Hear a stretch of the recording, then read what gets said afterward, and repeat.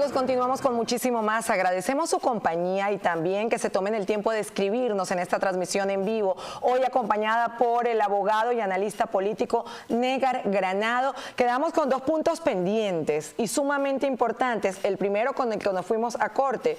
Ok, lo perdonaron, y lo están haciendo para quedar bien con el gobierno de los Estados Unidos, pero también la ley de la amnistía los favorece a ellos, explicaba usted.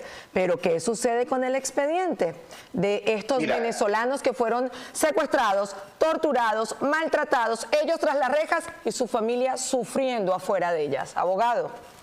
Fíjate, hay algo bien interesante que no podemos perder de vista y es la reparación del daño.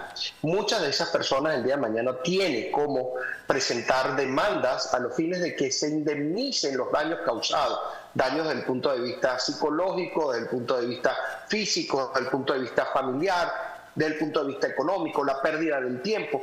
Debemos recordar de que al día de hoy las personas que están actuando en nombre de la República Bolivariana de Venezuela son personas que tienen responsabilidades desde el punto de vista civil, o sea, tienen que ser responsables por los daños que pudieran causar en la actuación como oficial del Estado.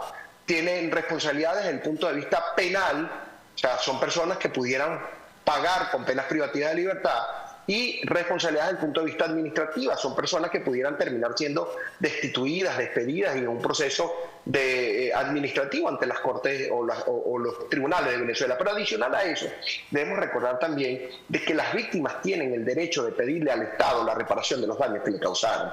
Y vuelvo a hacer el ejemplo de esta persona que fue condenada a 30 años en un periodo de un año por un delito que no fue cometido. Es una persona que de alguna u otra forma fue víctima de tortura física, de tortura psicológica, separación de la familia, pérdida de tiempo, pérdida de empleo, pérdida pecuniaria.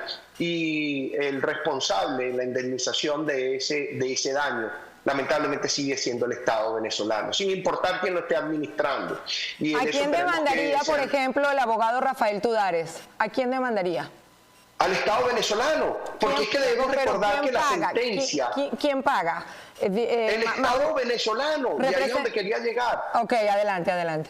El juez que firmó la sentencia condenatoria, a pesar de que tiene responsabilidad, él está actuando en nombre de la República Bolivariana de Venezuela. Todos los actos judiciales se hacen en nombre de la República Bolivariana de Venezuela.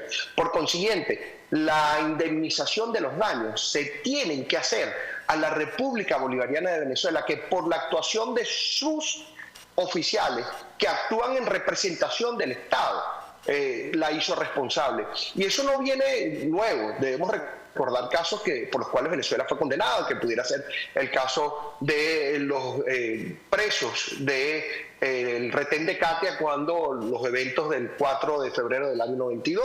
Venezuela fue condenada por la Corte Penal Internacional, por la Corte Interamericana de Derechos Humanos, a pagar y cancelar los daños y perjuicios que se le causaron tanto a las víctimas directas como a los familiares por una mortandad que hubo en el retén de Katia. Debemos recordar el caso de Yumare, debemos recordar el caso de los pescadores del pueblo fronterizo con Apure, que ahorita no lo recuerdo, pero que de alguna u otra forma el responsable en la indemnización de estos daños, el responsable en pagar a las víctimas los daños materiales es el Estado venezolano.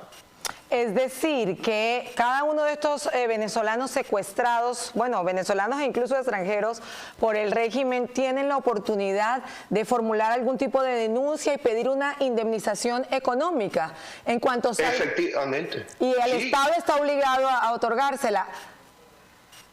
Muy buena la pregunta. El Estado está obligado a otorgarla siempre y cuando haya una condenación por parte de un órgano internacional de justicia, porque la justicia no la puede otorgar el propio Estado, quien es el responsable en los daños y perjuicios causados a las víctimas. Voy a traer a colación por derecho comparado y por derecho internacional el caso de las víctimas de las torturas o de la violación a derechos en el caso de Chile, cuando la dictadura de Augusto Pinochet. Después de la muerte de Augusto Pinochet, las víctimas pudieron reclamarle al Estado chileno la reparación de los daños que le causaron por las torturas, las desapariciones y las persecuciones que hicieron cuando Augusto Pinochet era el dictador de Chile. Lo mismo va a pasar aquí en Venezuela, lo mismo. Y lamentablemente el Estado se hace responsable porque ese oficial que condenó, que violó derechos, que torturó, que metió a prisión a personas inocentes, que le violó debido proceso, que le violó el derecho a la defensa, que le violó el derecho a la presunción de inocencia, lo hizo en nombre del Estado. Llámese juez o llámese el fiscal. Fiscales.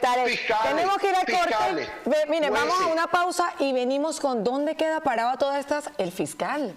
Tarek William Saab. Señores, ya venimos, solamente 60 segundos y seguimos aquí hablando en La Grieta de lo que hoy día es noticia a través de EBTV. No se aparten.